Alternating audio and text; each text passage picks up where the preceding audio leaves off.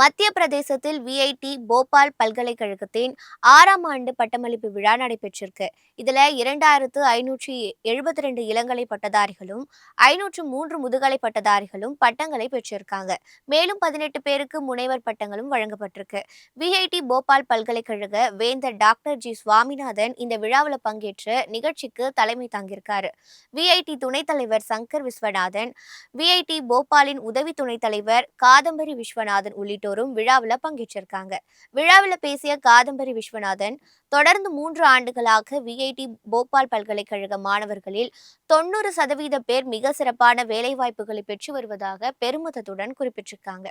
VIT Bhopal பல்கலைக்கழகத்தில் பயின்ற 4 மாணவர்கள் ஆண்டுக்கு 50 லட்சம் ரூபாய் சம்பளத்தில் ஆப்பிள், மைக்ரோசாப்ட் போன்ற சர்வதேச நிறுவனங்களில் வேலைவாய்ப்பு பெற்றதையும் மகிழ்ச்சியுடன் குறிப்பிட்டிருக்காங்க.